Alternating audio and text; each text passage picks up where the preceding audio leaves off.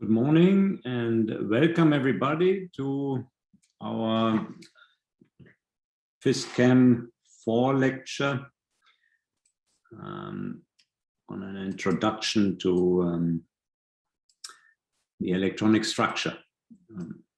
Yesterday we introduced the notion of a Hermitian operator, and if you remember, the basic statement was that the expectation value of a Hermitian operator is real.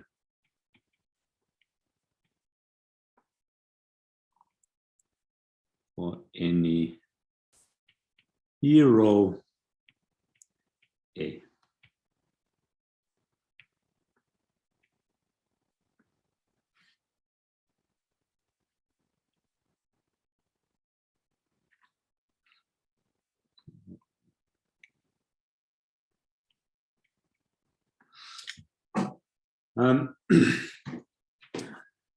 If there are any questions regarding the proof which we discussed yesterday, this would be a good point in time to ask them. If not, I'd like to proceed now with two examples that illustrate the fact that as a consequence of this, that A can operate to the left as well as to the right, which means that A equals the expectation value of A is equals the expectation value of the complex conjugate, is equals the complex conjugate of the expectation value of A, which is a real number, and that as a result, you can write F A F N in bracket equals F N A F M complex conjugate, which you can only do, so this equation is true if and only if A is a hero. So let's look at an example. So it's been quite abstract, and we'd like to discuss two operators that are very common and that you should really know about. And we'd like to see if they indeed are heroes, as I claimed in the beginning, right? So let's look at these examples.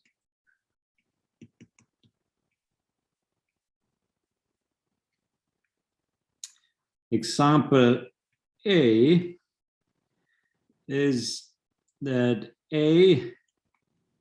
let A be your potential in your Hermitian. Let's say a real potential, so it's an operator, and let's say it's a one-dimensional system, right?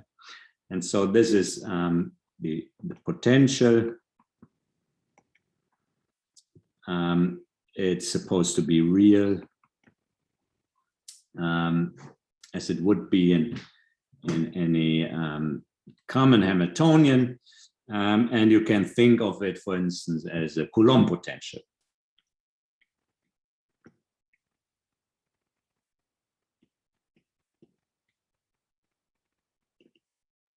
Right? All right. So this means it's real, and this means then this is the same as its complex conjugate. Right? So what happens now? Let's write in our bracket notation the expectation value of our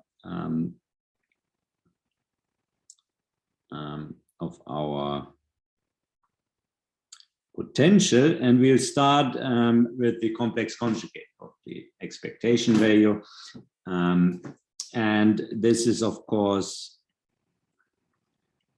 then in 1D go from minus infinity to plus infinity, Fn. Now we integrate over x. So these functions we use, right? They are obviously functions of x.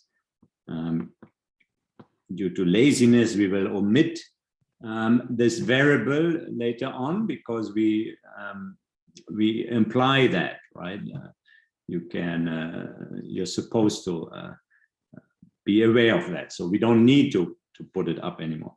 But here I've written it once more, and then you have your potential acting on Fmx, and that thing is the complex conjugate, right?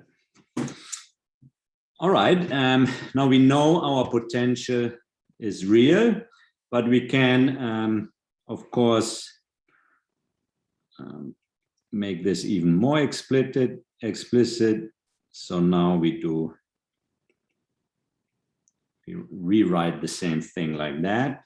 And now, since our potential is real, so due to this relationship, we can say this must be the same as our real potential, right? This means that we have a real potential that can then also just as well act onto the real function. So we can flip the order now.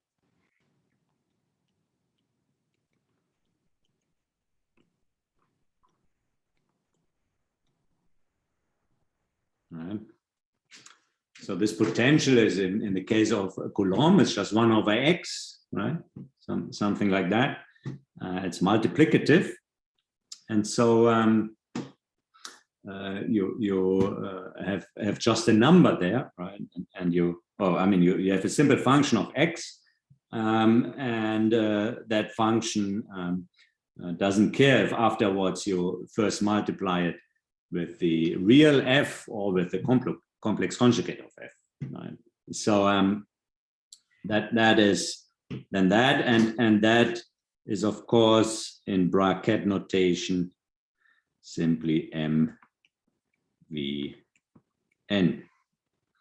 Okay, so the Probe, right, the test was passed successfully for any real multiplicative operator. So that was a very simple example, right? So that I hope you didn't struggle with that. But of course, a multiplicative operator is close to trivial in quantum mechanics.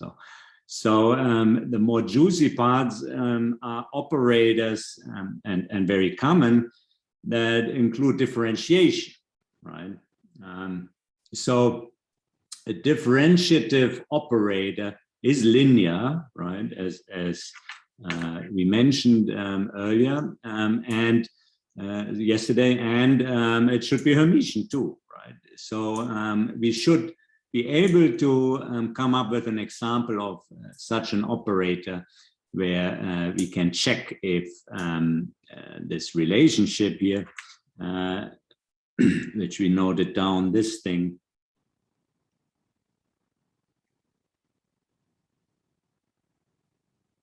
if this is really true, right? So, sorry, can I ask something, please? Absolutely, please go ahead. I'm wondering a bit here. You seem to look at this bracket here with your example with NVM, right? And then you have a star to make the complex conjugate. But then in the integral formalism, you somehow write it down, and it seems that you only put the potential and the FM into the complex conjugation and not the whole bracket. So is this just your notation, and you would usually use brackets, not the brackets, but other brackets to make the whole bracket inside a complex conjugate, or do I miss something here? To me, it's not perfectly clear. Okay, let me try to see if I understand your question right. You're wondering about this expression here? Yes, exactly, because to me, it seems that the whole integral would need to be complex conjugated. Yes, so that is the case, right? So let me, thank you so much for asking this. Let me try to clarify this more. Right.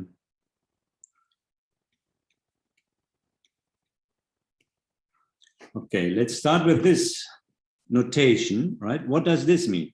This means integral dx n, so function fn, and this is now your complex conjugate, and then v operating on m, right?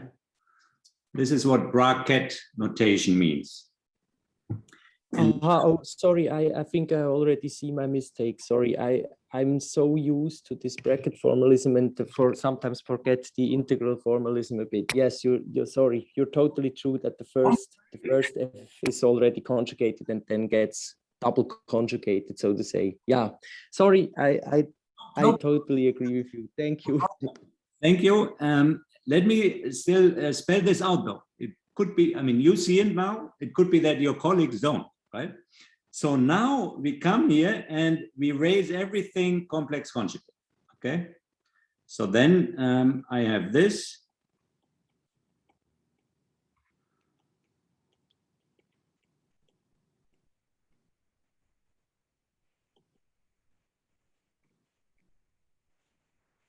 And that is then the same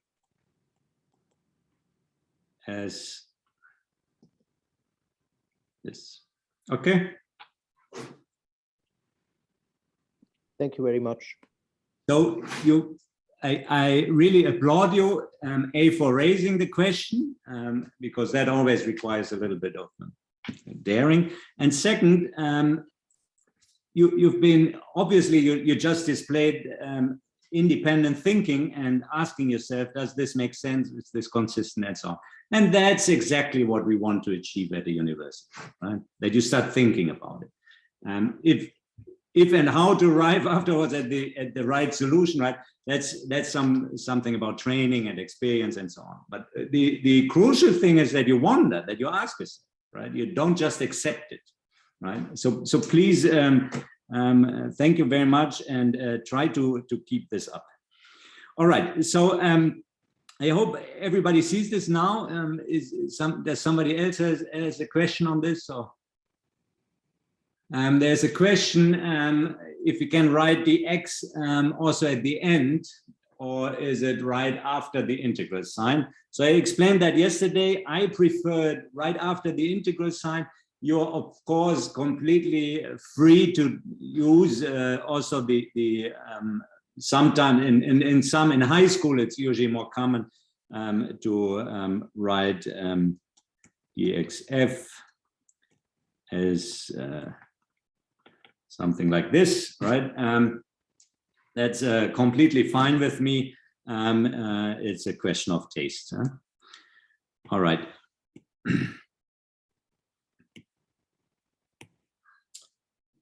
The reason why I prefer this notation is that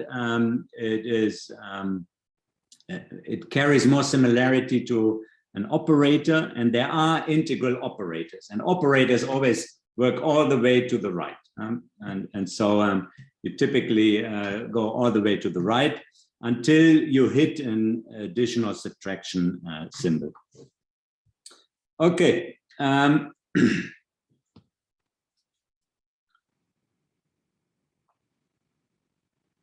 Now I'd like to go to the second example, B, which is a differential operator. Now, what's the most famous differential operator, or the most frequent one in quantum mechanics? It's of course the momentum, right? Momentum, in German Impuls, right? That's in classical mechanics, it's the mass times the velocity. Now the velocity is the derivative with respect to time, right? Position with respect to time. And what's so beautiful in Newton's second law is that the second order derivative is related to the first order derivative of your energy, which is the force, right? So that's the intriguing thing. And using the correspondence principle, we, and you have discussed this already, we write this operator, so M times V, we write this operator in, this is the classical P, right? In quantum mechanics, we write this operator. Now let's use X, right? Is minus I H and derivative with respect to X. Sorry, is a minus sign. So that's a conventional sign, of course. You will notice I like to use this for my differentiation. This stands for my derivative with respect to X. This is the differential operator, right? Okay, so whatever comes from the right now will be differentiated and then multiplied by H bar minus I. All right, so that's a differential operator. And now let's write our expectation value. Let's start. So our example B, we consider now the momentum operator.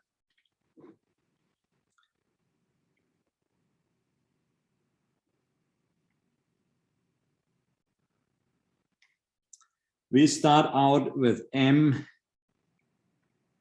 Px n. Okay. Okay, let's write this out. This means we have minus I H bar. So that's just a constant, right? So I pull that in front of the integral.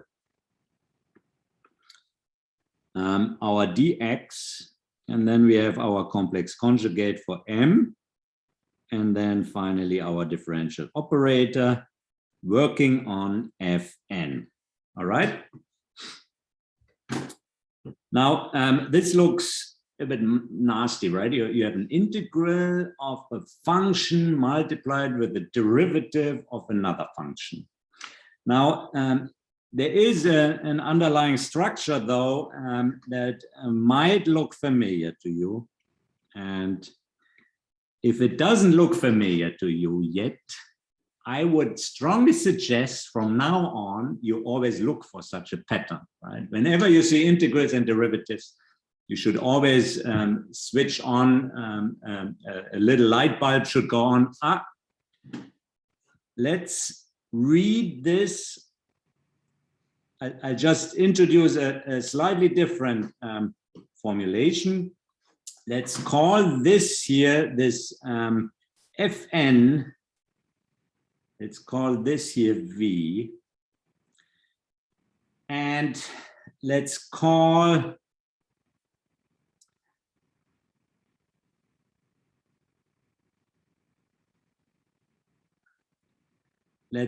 this minus IH bar FM complex conjugate. This is what we call U. Okay, we just define it like this. Okay. All right. So what does that make? That definition would turn our integral into dx. Now I pull my constants back in again. U dxv. Okay. Now maybe, and we go from minus infinity to plus infinity. Now maybe that rings more of a bell. The alarm clock, the light bulb that should go on carries the name partial integration.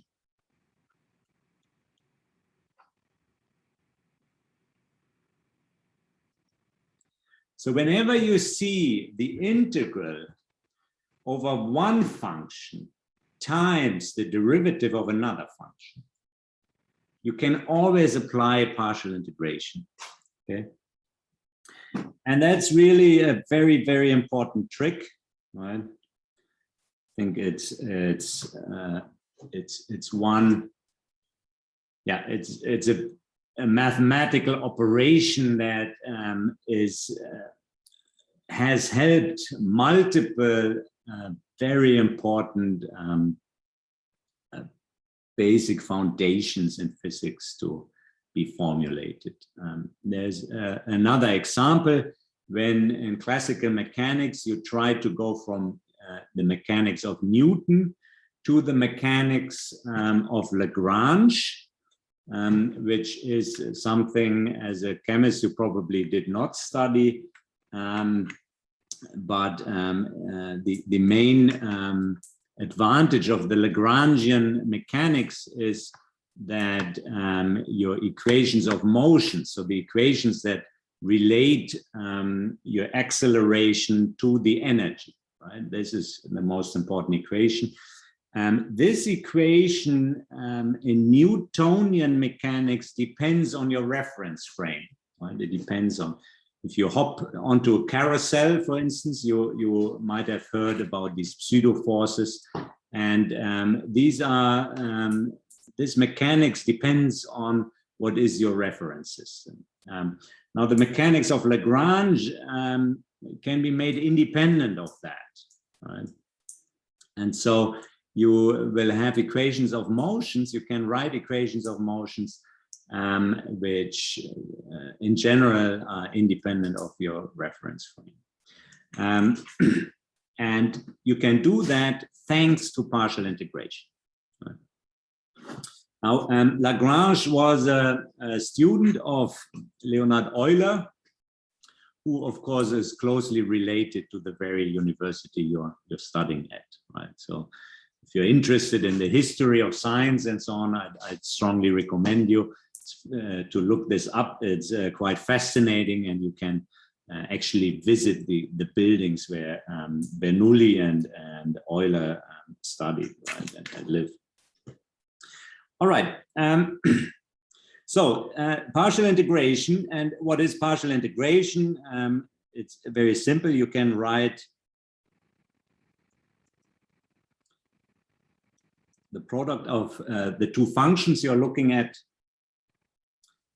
And this is after integration. So you subtract this product at the limits of your integrations, of your integration.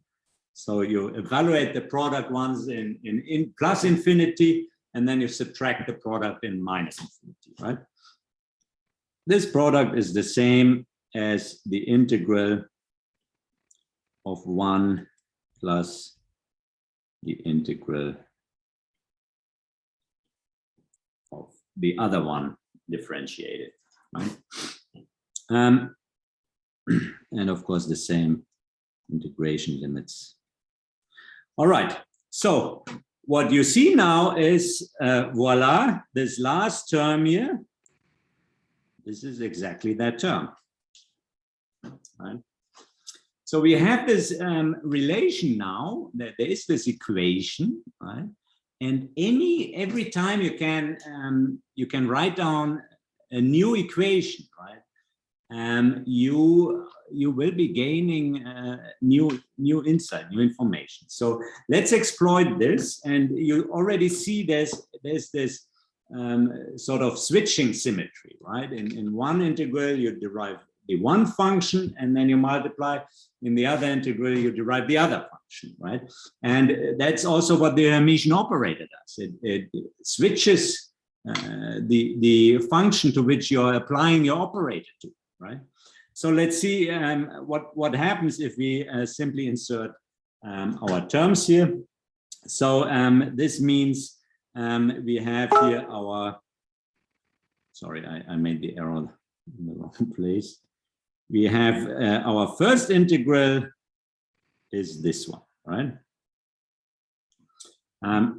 So now we can consider this first, right? the UV. What does that mean? UV means that we are multiplying Fn. So U is, wait, let's start with U. U is minus IH bar Fm star multiplied with Fn. And now we want to evaluate that at plus infinity. Now, yesterday we discussed the functions we are talking about in electronic structure, and we said any expectation value you do is finite, right? We said it's constrained, spatially constrained. So if you go to infinity, whatever these functions are, whatever these orbitals are, let's say one orbital or another, you go to infinity, what's the value of the orbital? It's going to be 0. So this thing in the limit of x to plus minus infinity, this thing must be 0. And 0 minus 0 is 0. So the sum of the two integrals on your right-hand side must be 0, right? Now we know the left integral, right? Now we can write down the right-hand integral, and the two must be equals, right? Because on the left hand it must be 0. So we want to now write this integral here. Let's insert our definitions for u and v here. What do we have? Well, first of all, we have the integral. That's the same. Now our v is Fn, right? So let's put Fn here. And then we have to derive with respect to x our u. And what's u is minus IH bar Fm star, right? That's our u. So we can pull this. I'm sorry, somebody is chatting with me. That's annoying. Let's switch that off, I guess. That should be good.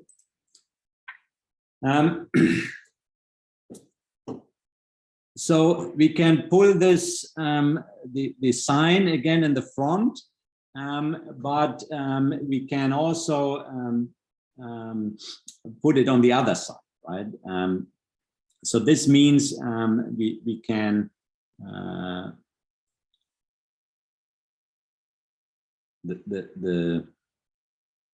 well, let me write this out. So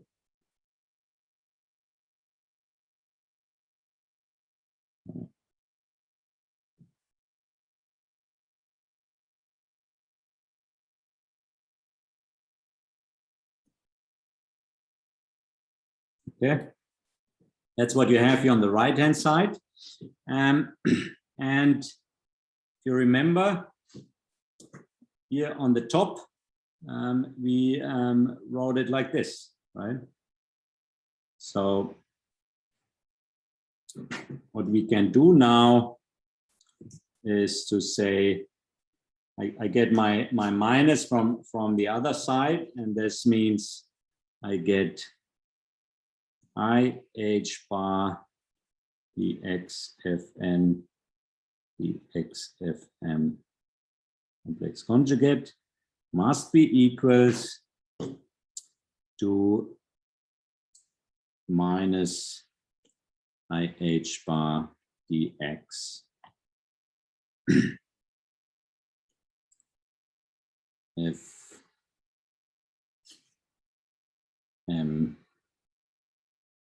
dx Fn, right? So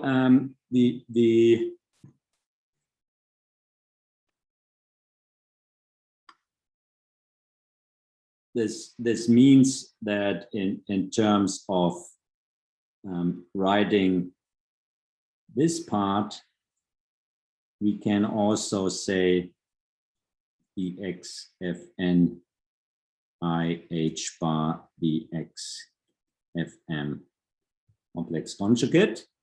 And now I need to make my operator also complex conjugate, right? So I can simply do that by Px Fn minus I H bar Px Fm, right? And if you now see, if I pull in again my prefactor,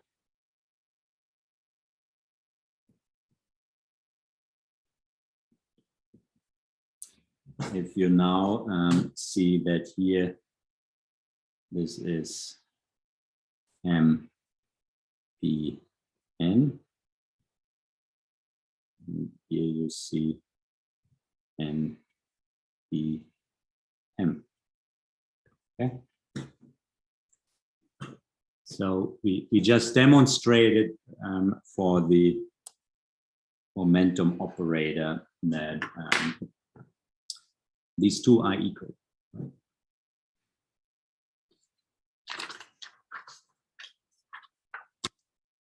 All right. I hope these examples are clear. If you find this confusing, maybe rewrite this derivation yourself on a piece of paper, rearrange it, make it the most succinct possible. The version I just wrote down is not the most succinct. I introduced additional ad hoc explanations and definitions. I pulled out the prefactor in front of the integral or not, just so that the partial integration becomes clearer. I'd recommend you to walk through this step by step, such that you make sure that you understood everything. Right? Why these two have to be equal. Right? All right.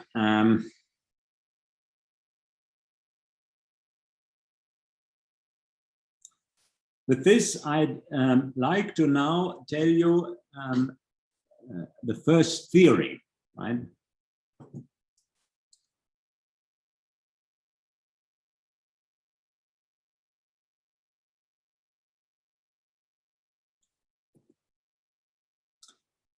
The first theorem in this in our second chapter, which is about theorems and postulates of quantum mechanics. This first theorem, which we basically discussed now, states that the eigenvalues. Anatole, there's a question about the previous section before we move forward. Very good, very good. Thank you. I love it when there are questions. This is very good. So this integral here is this integral here was negative, right? Smaller 0. And then you have also here you have a negative sign, right? So it's also smaller 0. Okay? But these are the two integrals that are on the right-hand side of the equation, right? And they must be equal to 0. So now we pull this integral on the, so if you wish, this equation symbol is the same, okay? It goes on until here. This is the partial integration equation, equality, right? And now we pull the right-hand side integral, we pull it on the other side. So we have to change sign, right? And that's why here you have the IH bar is positive, right? And then we pull it inside the integral here, right? And then when we make it complex conjugate, right? We have to change sign again, right? For the complex conjugation. Does that make sense? Yes, thank you. All right, wonderful.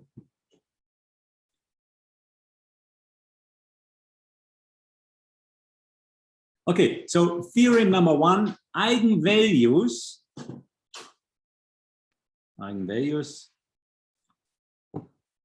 of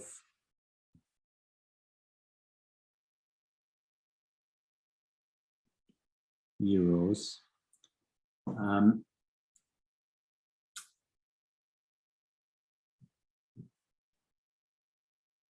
it is the expectation values, sorry, not eigenvalues. The expectation values of heroes are real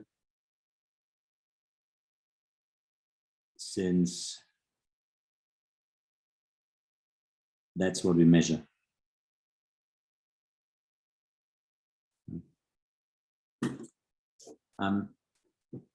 So the complex number space is very crucial for explaining the things, but we don't measure it. We cannot observe it, right? So this is actually quite common, right? We introduce, if you wish, mechanisms that help us explain our observations, but these mechanisms themselves are not observed. Right? Now, I consider it a feast of human culture to infer such mechanisms. Right? This is to me is a pinnacle, it's a miracle that humanity has arrived there. But so we have to remind ourselves that what we really measure are these expectation values. And so let me spell this out.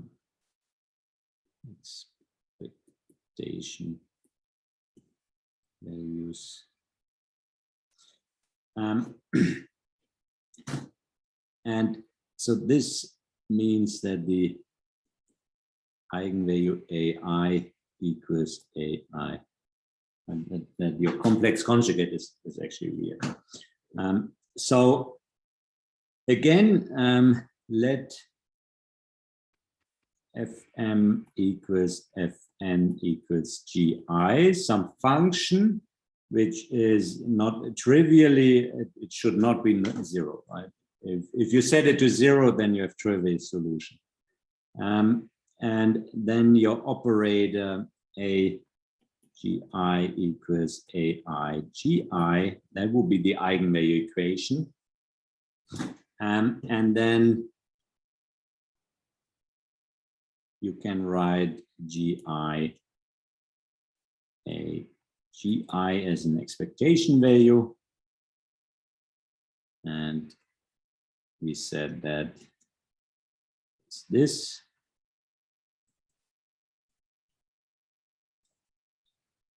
And this will have as a result AI Gi star. This will have as a result AI Gi. And hence, on your left, you have this. And on your right, you have this. And these two integrals cancel, of course. Oh, sorry. Wait. This is, let's still use this here. And then you see this. Now you see that the eigenvalues of those expectation and these expectation values must be real as well.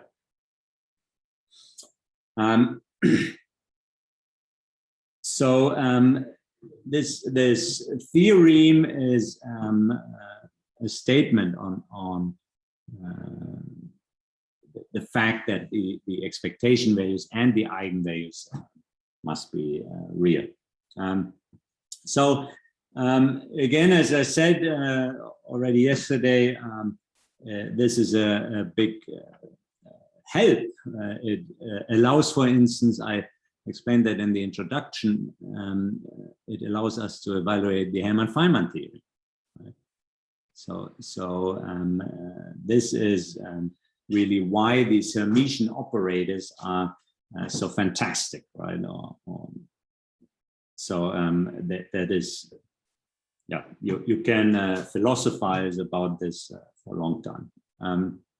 So what this implies basically is that there are no, so this is the symbol for it exists, right? There are no, and this is a negation symbol, there are no imaginary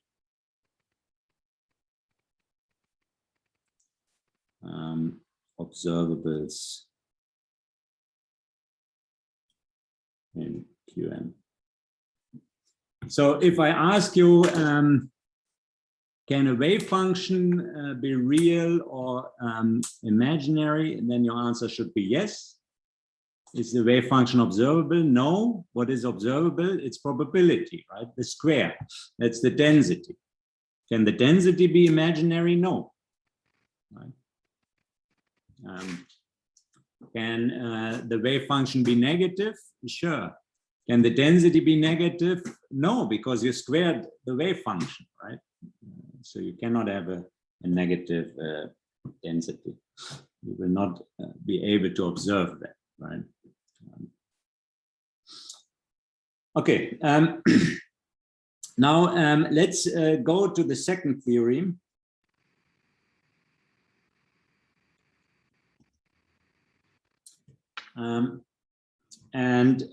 This theorem says that the eigenfunctions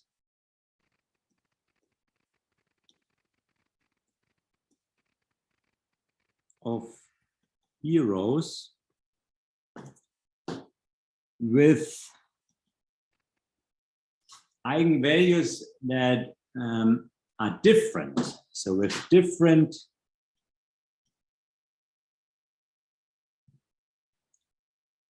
eigenvalues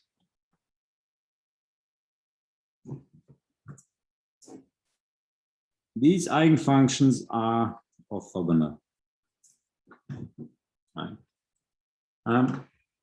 This is the same as saying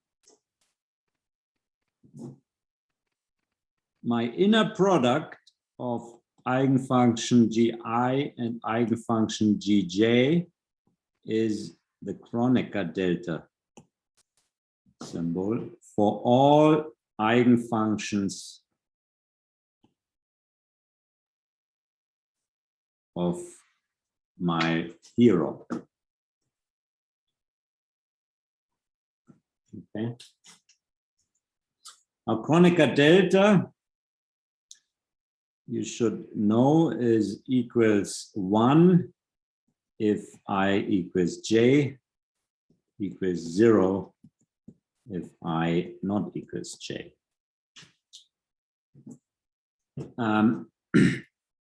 And another condition must be that the eigenfunctions have different eigenvalues with other, or having said that differently, saying that differently would be that they should be non-degenerate.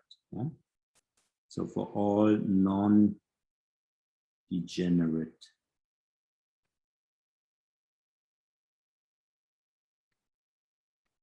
right.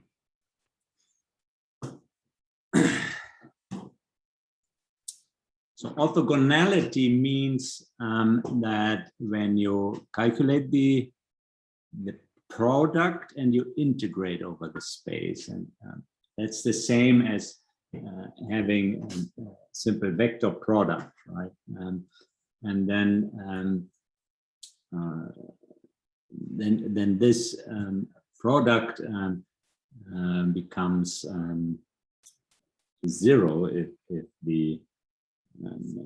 these eigenfunctions are non-degenerate and if they are eigenfunctions of heroes.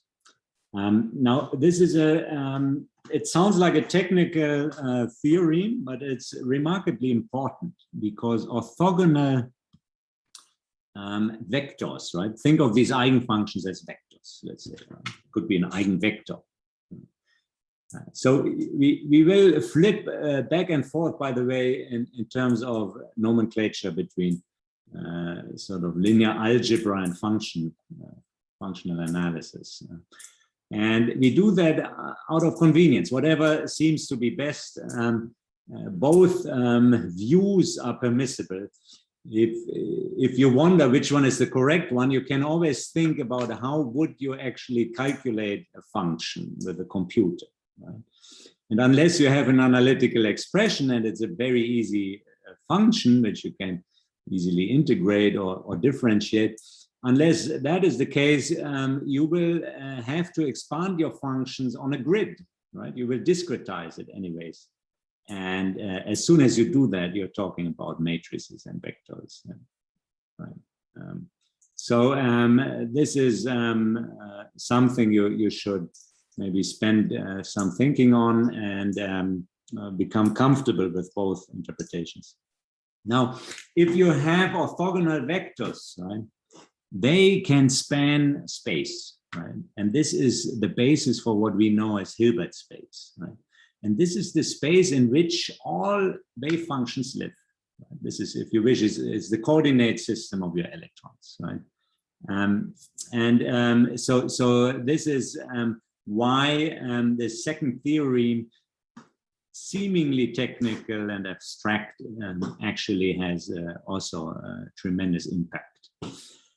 All right, we've reached 10 o'clock. There's one question. What do I mean by non-degenerate? Very good question. Thank you for raising this again. You should be familiar with diagrams where you put an energy axis and you have the various quantum states, right? This could be anything. This can be a molecule where you fill in electrons. This can be a particle in a box. This can be vibrational modes, right? This can be nuclear Hamiltonians for which you get vibrational eigenvalues, or rho vibrational, right? You know about all these different quantum numbers. Now, typically, you can then populate these eigenvalues with particles, right? And if these are electrons, right, now you have an odd number, so the spin state is different than for closed shell. Now it can happen that due to symmetry, for instance, just think about benzene, that you will find two levels which happen to have the same energy. Now, the eigenvalues, the molecular orbitals, let's say, to these two levels,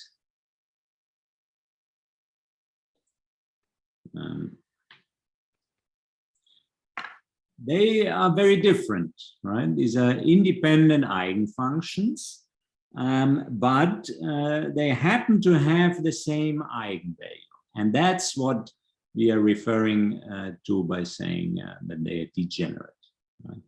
So energy-wise, your particle would not know if it should populate this level here or this level, right?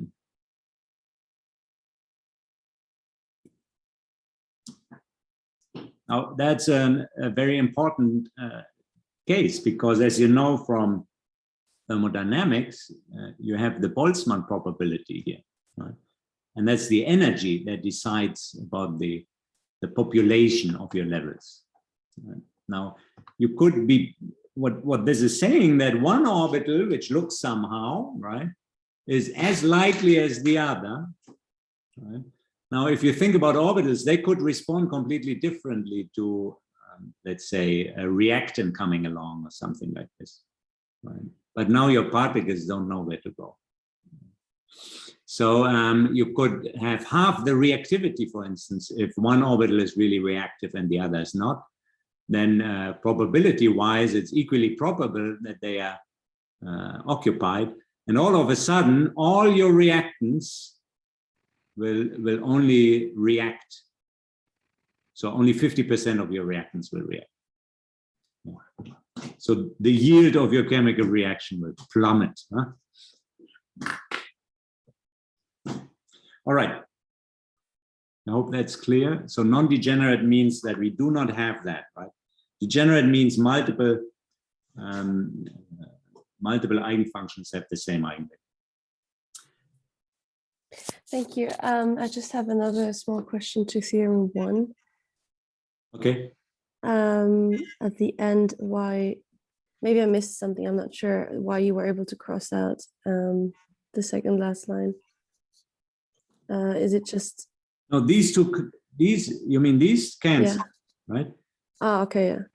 The integral over function A multiplied with function B is the same as the integral over function B multiplied with function A. Right, okay, thank you. No problem. Can I also ask something more, please? Absolutely, please. In the example A, can you go there, please? Yeah, exactly. Here on the third last line to the second last line, you make this Fn Vfm star goes to Fm star Vfn. Did you now here already use the fact that we know that we're allowed to do that? Because V is acting first on Fm star, and then you change the order. And in case of operators, this matters, right? So do you here already use the fact, so to say, that we know that we can do that here? Yes. Or is it somehow more a mathematical operation? No. Here, we use the fact from above that we said the V is real. So V star equals, I can substitute my V star by V, okay? Yeah, that's clear.